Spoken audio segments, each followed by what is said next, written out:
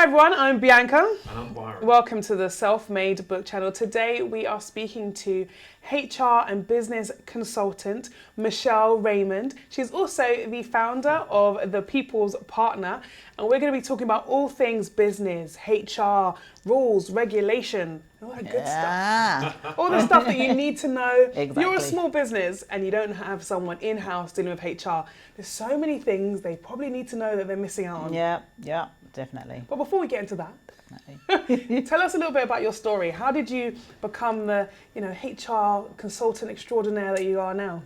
Well, do you know what? A lot of people talk about they want to run their own business, they want to be self-employed, but that wasn't my bag. I didn't want to be, and I was happy in work. I was happy doing my 9 to 5, 9 to 6, getting my regular wage.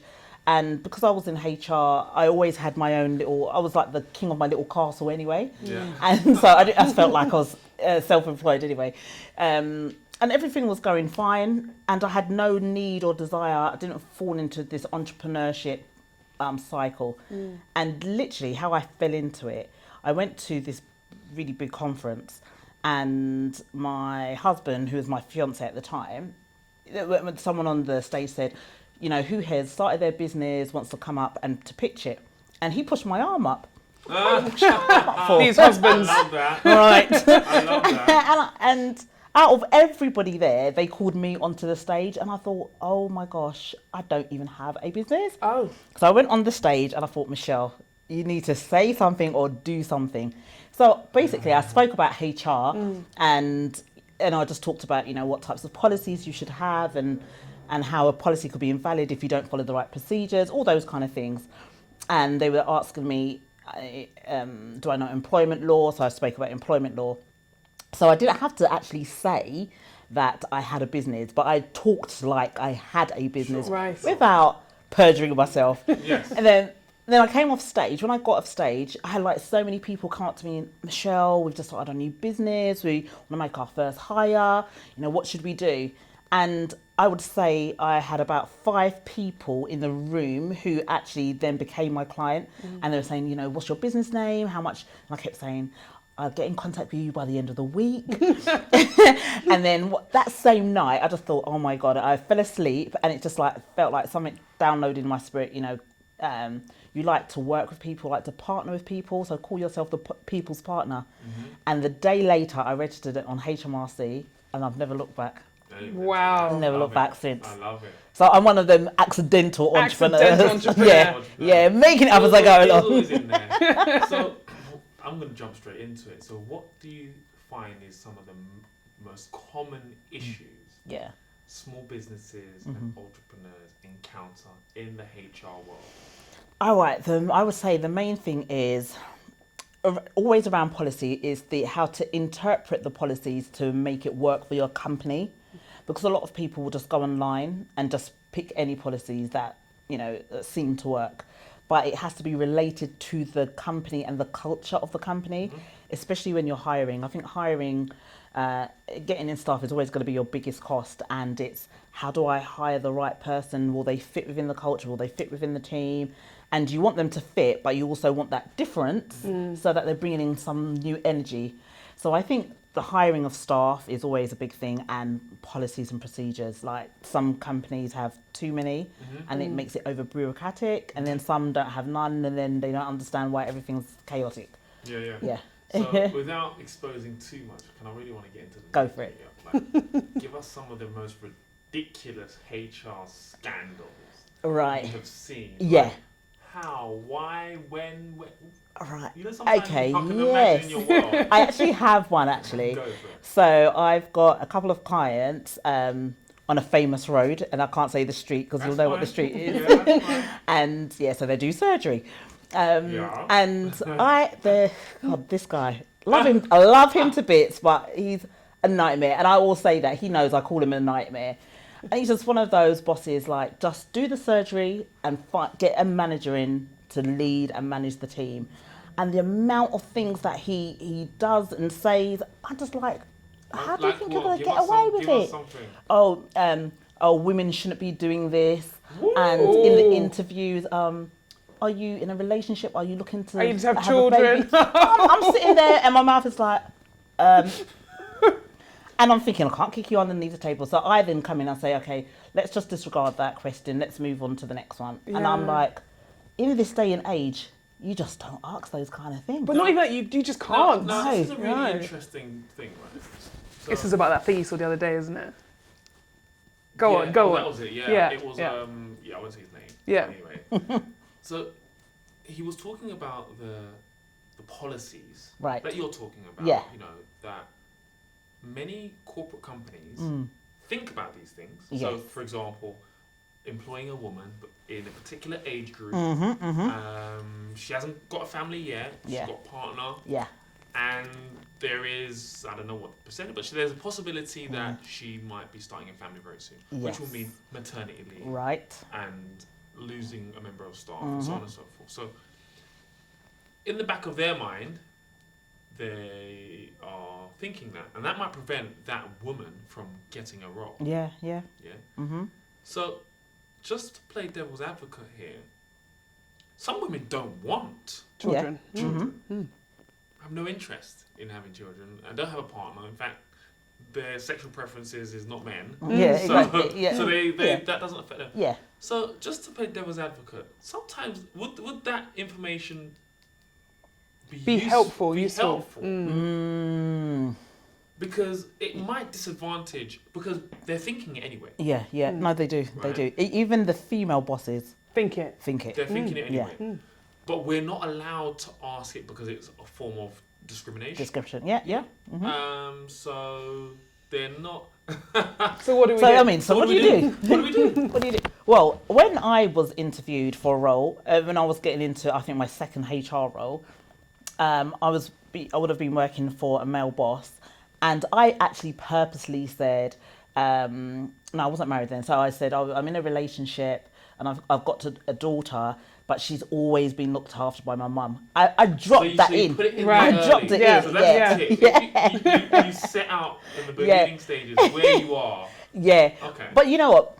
But in the same light, I want people to. The interview should never be personal, so it should be always about your professional qualifications, your experience, and I always believe that if you are hiring the right person for the role, and the organisation is a progressive organisation, they can find ways. So if that person goes on maternity leave, there's so much different things now. There's so much role enhancements. Lots of people doing other people's jobs. There's flexibility. So you know, I try really hard, especially with some of my clients, and I know that's what they're thinking. And I always say to them, listen, if she's good and you know she's going to bring money into the business or she's going to really improve the culture, we need her. Mm-hmm. So we're not hiring on gender, we're hiring on merit. On merit. All the Purely time. on merit. Purely. Yeah. And I accept that, but that's a good point you make, because as a SME or an entrepreneur, if that's your only member of staff, I know. you know, you're talking about flexibility and shared workspaces, Because it's bigger and companies. fluidity, Yeah. because it's big corporates. Yeah. But if it was one person, you have no one else to share that workload with, then that's the predicament. I guess the difference is the mat leave element is very little to none. Yes, yeah. So there isn't Well, that's just standard. Stats, So there isn't much financial burden. It's not the retraining and replacing of stuff. And it's just that gap, you know, the how gap. do you fill that gap? Yeah. But then I guess most self-employed people, before they hired, they were doing everything. So it's just, you just So go just back go back to your to roots. normal. Just get back to what you used to. Very true. So what advice would you give then to an SME looking to recruit that might have that concern? God, that's a hard That's one. a tough one. It is. I would still say hire on merit. Yeah.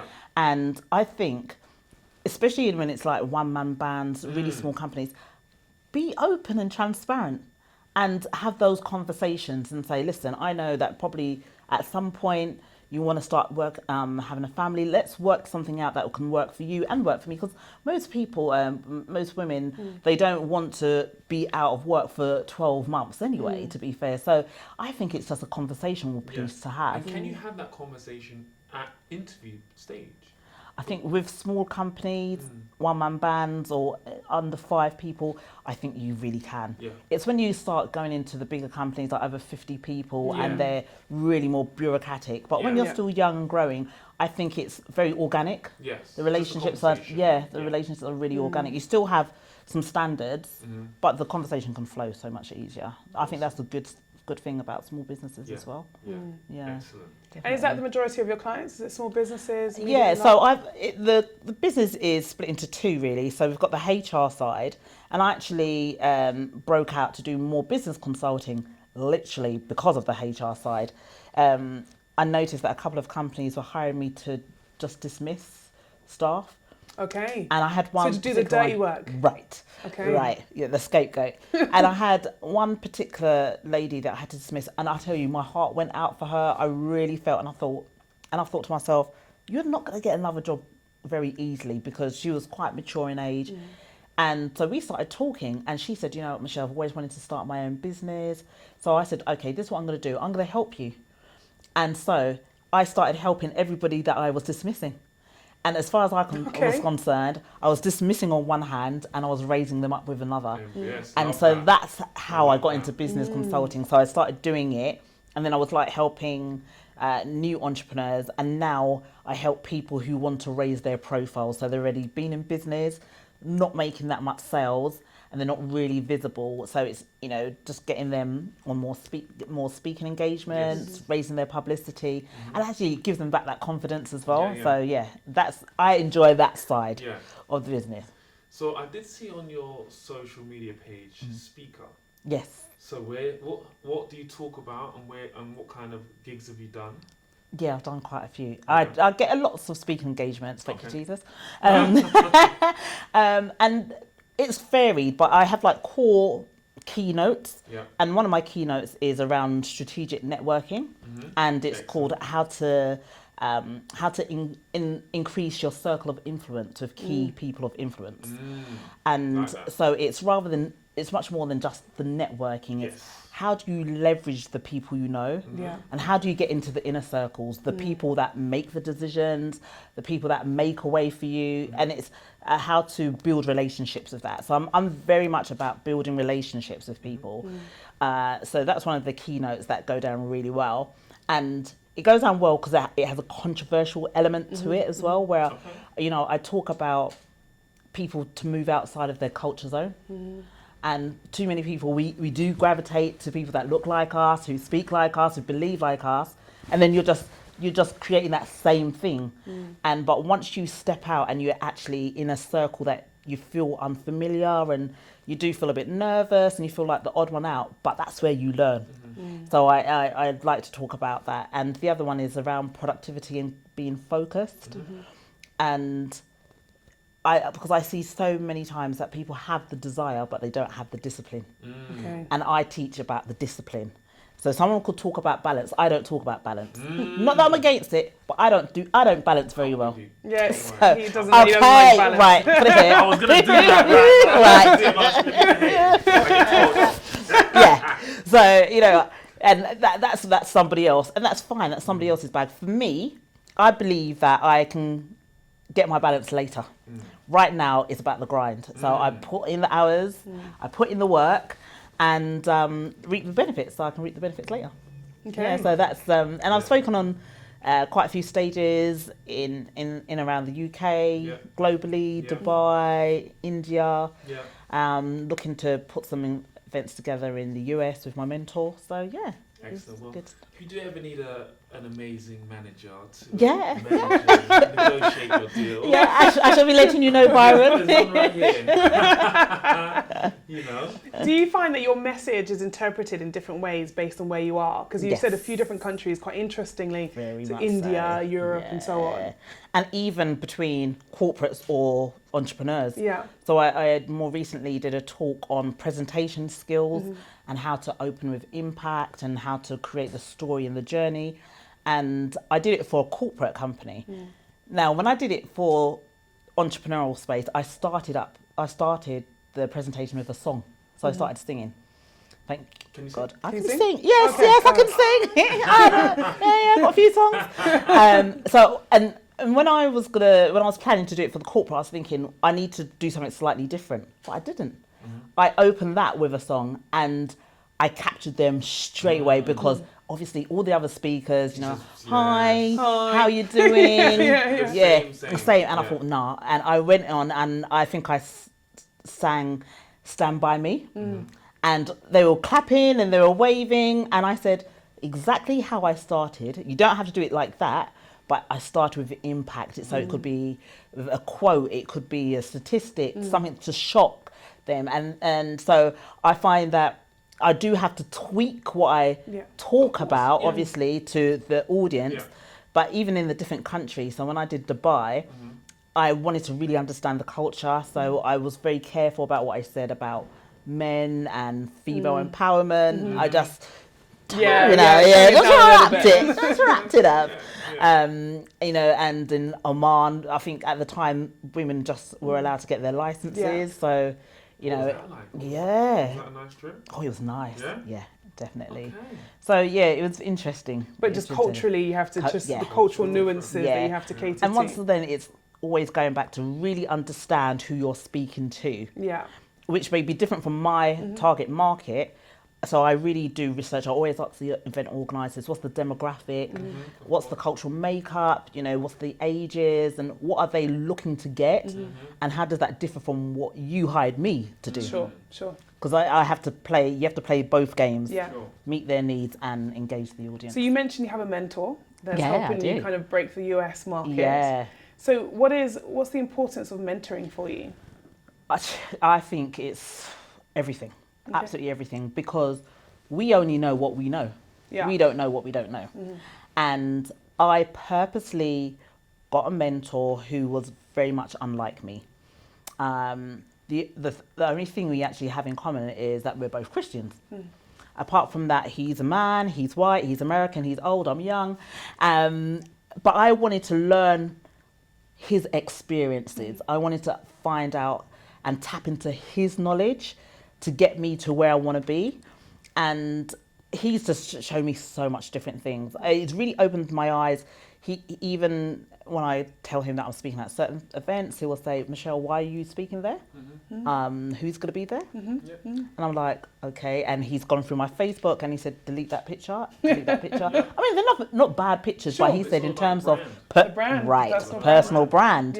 And so those kind of things. And I respect him so much. He used to be an advisor for the US government. So he knows what he's talking about. And so I listened to him. And he's definitely opened up so much opportunities for me. And so how did you go about finding your mentor? Well, I think he found me, if I remember rightly. Because I remember I was saying, because I was moaning on Facebook at the time, I need to find a mentor. And I had these really successful black women approach me, but I just thought, I want something different. I know the same rhetoric because we're the same and we're going to experience the same thing, but I want to learn from difference and not from same.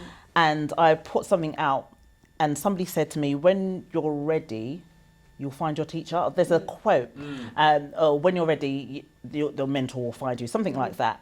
And then I got a message in my inbox and it was from him. And I said, oh, hi. And he said, I saw your thing about you're looking for a mentor. What type of person are you looking for? And so I quickly Googled him. So I knew who I was speaking to. I thought, okay.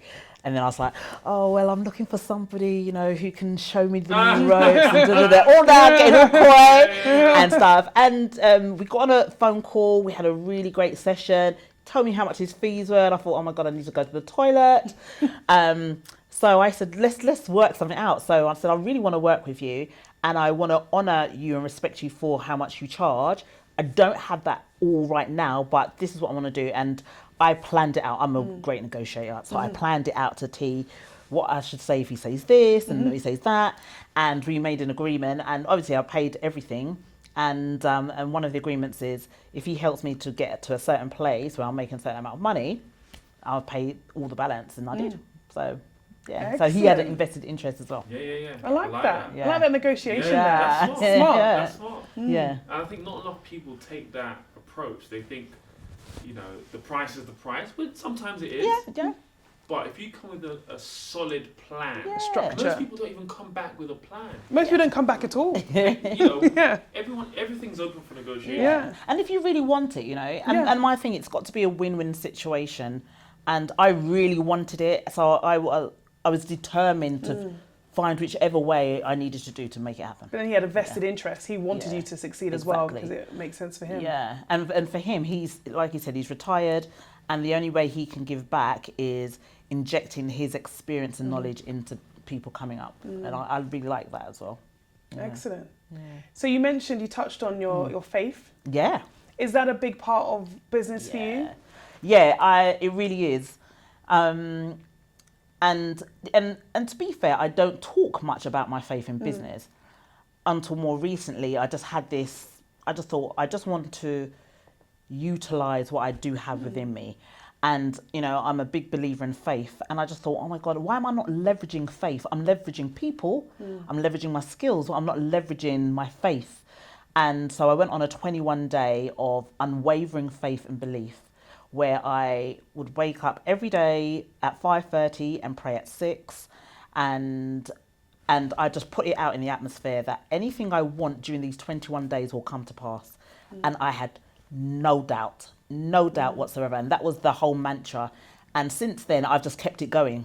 So now I don't wake up every day at 5:30. I do it every Monday now. Okay. But that ethos around faith and just asking for what I want. If I don't get what I want, negotiate, but be brave enough to ask, be brave enough to go out there. And then I started watching this series there's a pastor in America called Pastor Todd, Michael Todd, and he did a whole series around faith and crazy faith. And that just really just inspired me. I thought, I want to leverage what I have more. And so I don't have to rely on myself as much. Okay. Yeah. Love that. I love it.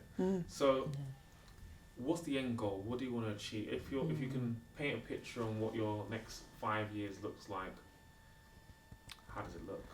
I want to do exactly what I'm doing, but I want to do it on a much larger scale. So in terms of the profile building program that I have and getting people more speaking engagements, I want to do more of that. I want people to know, and there's two schools of camps where people say, go out there and talk about your personal story. We all have a personal story. I have a strong personal story, but I don't want to be defined by that story. Sure. So I ended up doing a TEDx talk on it, and it went really well, and it was a big thing for me to do that, and enjoyed the experience. And on the back of that, the BBC got in touch and said they want to do an interview. So it's led to other things, but I also don't want to be defined by it. I want to be a success in 4 or 5 years' time based on exactly on business or impact, whether I've impacted people personally or in business. But I don't want it just to be because of her personal story. That's why she got there. I don't want it to be like that. Yeah. So it's to develop the HR side of the business, to have a team? So I've got a small team. The reason I ask this question is because I think there's always this narrative around entrepreneurship or business that you need to have a big team and loads of offices. Yeah. And I think now, I was recently reading this book called The Company of One, and it just talks about being okay with being an entrepreneur that is just a flexible entrepreneur. Maybe it's just you. Right. Or maybe you've got some extra people here and there. I hear you. So where are you in that? I'm totally of that camp.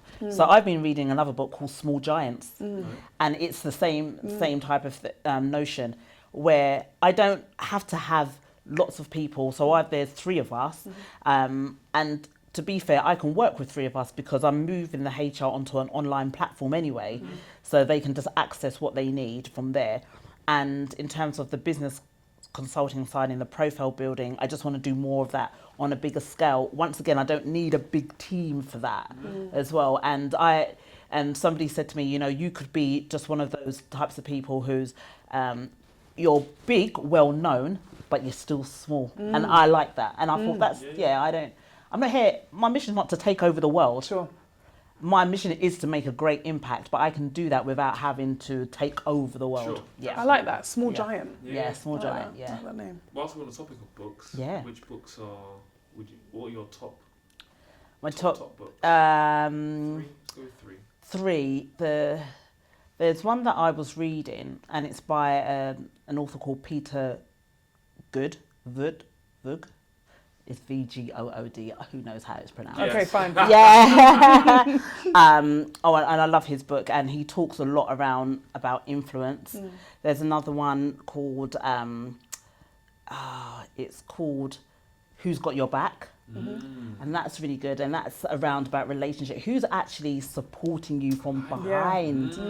And all the books that I really like, I've got in contact with all the authors. Okay. And I got in contact with them on Twitter so that, we can just talk, especially around the relationships. And I always believe that it's all about the law of reciprocity. So I got in contact with Kevin, his name is, about his book, and we've just been talking about it. So Who's Got Your Back is really good. And he also has another book called... I think it's something like You Should Eat Last or something like that. Okay. Leaders Eat Last, something like that. Yeah, something like that. That's a Simon Sinek one you're thinking of. One. I know, but I'm just saying it's another like one. But yeah, it's like that it's similar to that. Yeah. In terms of leadership, where you put other people first. Yeah. And I've always been that type of person. I'm an only child, so I'm always about doing things myself, and it's always been a challenge to let go and let other people do things. Sure. But then I thought, if I'm going to be a great leader, I have to learn to let go and let other people make their own mistakes and not have to tell people what to do all the time. That's been, something I've had to work on. Awesome. I love it. Okay, great. So where can people find you and connect with you? So the best place is definitely social media. So on Facebook as Michelle Raymond, on Instagram Michelle_Raymond1, and also on LinkedIn, and they'll be able to find my website, which is michelleRaymond.co.uk. And if you can send a quick message to the people. Where do you want me to look? That one. That one. There's one. Quick message to the people. I always say this: it's not about who you know; it's about who knows you. So it's what impact and what message are you spreading so that people get to know you and what you do. Yeah. Definitely. Yeah. Love that. Yeah. It was poetry, I'll be clicking. I like that. Shows you we get to too many poetry nights over here. Fabulous. Yeah. Well, thank you very much, everyone, for tuning in. It's been a delightful conversation. I think it's really important that you think about what your policies and your HR conduct says about you, but also your personal conduct. So are you out there speaking? Are you raising your profile? Are you networking in a way that actually is going to help your circle of influence? But yeah, it's all that good stuff. So if you want to hear more from Michelle, definitely get in contact with her. But for now, I've been Bianca. And I'm Byron. And she is? Michelle. Thank you very much for tuning in. Take care. Thank you. Bye-bye.